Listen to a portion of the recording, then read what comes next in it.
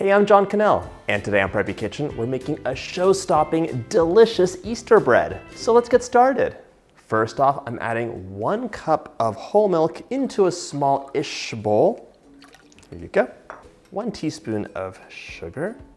This will give our yeast a head start, but yeast love a warm environment to wake up in, so I'm gonna microwave this until it gets to about 100 degrees. My milk is nice and warm, so says my javelin. Love this guy. I'm gonna add in 2 1/4 teaspoons or 1 package of active dry yeast. Give it a mix. And we're gonna set this aside for 5 to 7 minutes or until it is frothy and alive. If it doesn't froth up, your yeast is old or died. You gotta start over again because your bread will not rise. While that's frothing, I'm gonna set that aside. Grab your stand mixer, a bowl, the dough hook attachment. You could also use a hand mixer with those little dough spirals. And we're gonna get our dry ingredients all together. We want 4 1/2 cups or 540 grams of all-purpose flour into the bowl of our stand mixer, as well as 1/2 cup of sugar. This will give us some sweetness and help soften the dough as well. It'll give it a wonderful soft texture. I'm also adding in 2 teaspoons of salt. This will give us some contrast.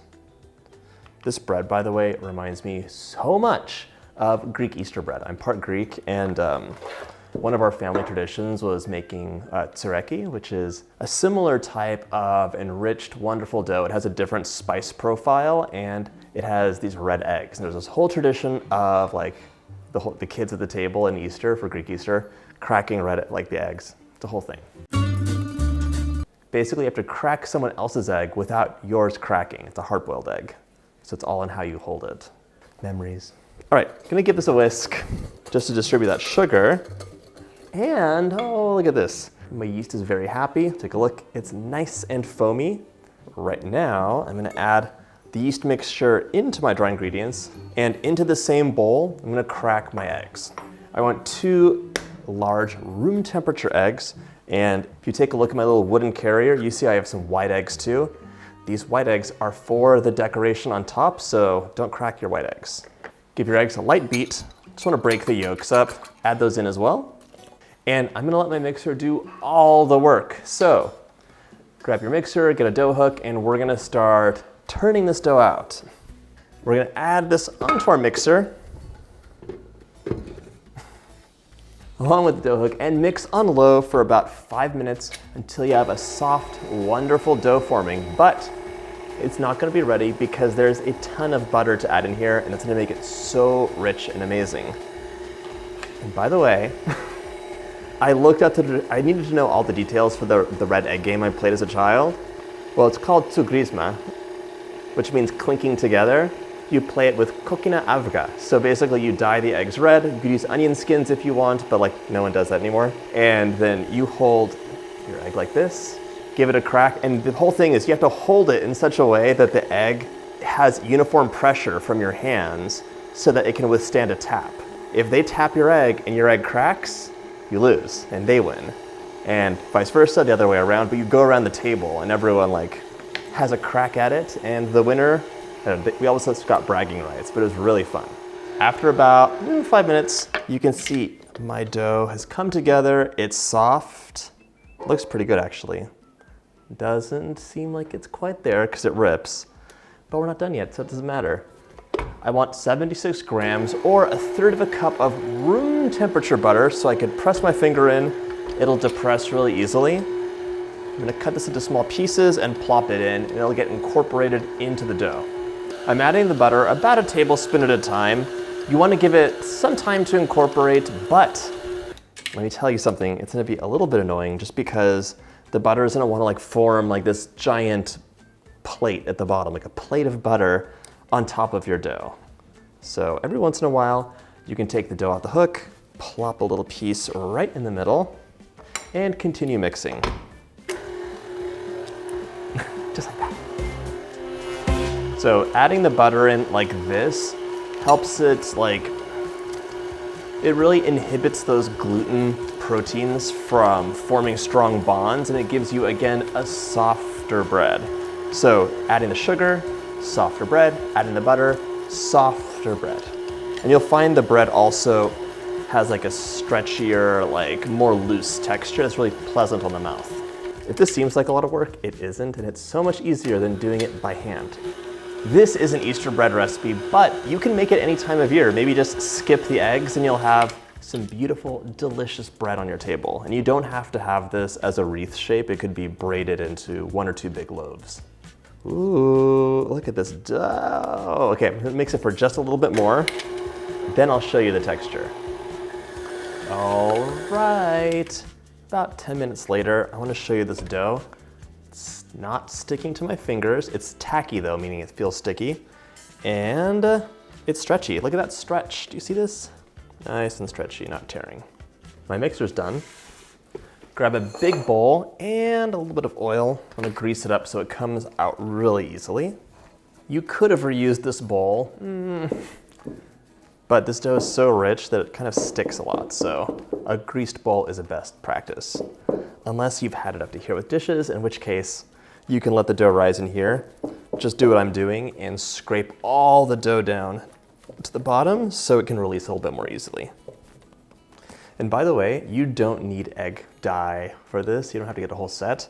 I'm showing you how to do it with food coloring at home. Cover this up and I'll let it rise in a nice warm, cozy place for 1.5 to 2 hours. This is of course a rich dough. It's basically brioche and it needs to have all that time to kind of fight against the things that make it delicious so it can rise up and have a nice structure. In you go. While my dough's rising, I'm making some easy dyed eggs to top this bread off with. So you want hot water and you should have white vinegar. Someone forgot to buy that. So instead I have rice wine vinegar, but it'll work just fine. Any kind of light vinegar is great because it's an acid. And you want about a tablespoon of vinegar per half cup of water. The vinegar is an acid. It'll kind of like eat away at the marble countertop you're working on, so be careful. But it'll also eat away at the shell of your egg. Ooh, these are all raw, so be careful.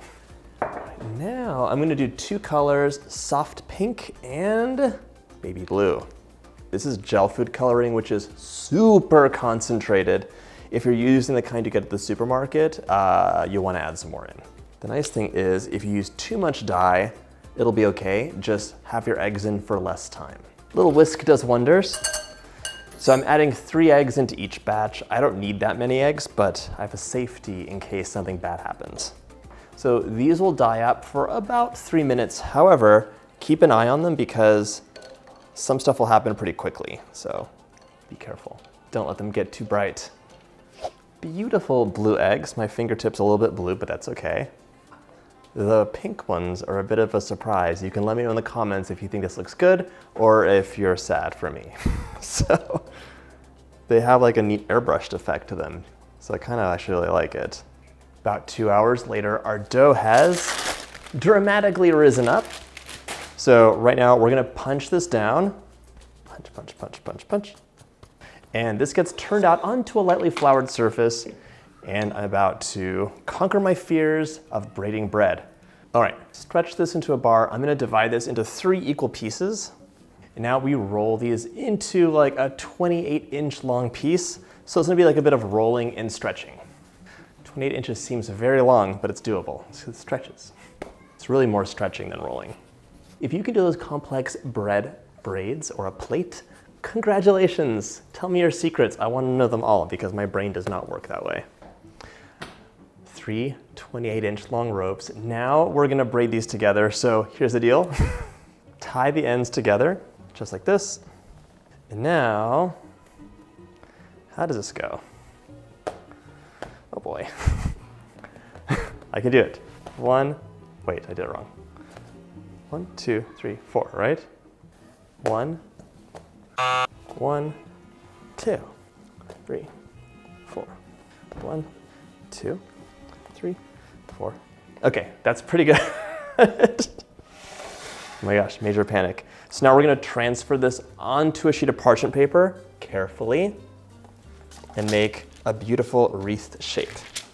I don't care how good you are, there's gonna be an unattractive little bit where it's joined. That is where the egg goes. That's the magic. My braid looks like a pretty nice wreath braid. Now I'm gonna grab my eggs and place those strategically. So You want to have one egg covering that joint that doesn't look so great. And then I'm just gonna place those in the nooks like this. And they go on sideways.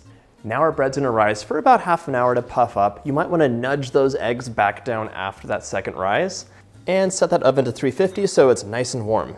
When we come back, we're gonna get one more beautiful thing and then they go into the oven.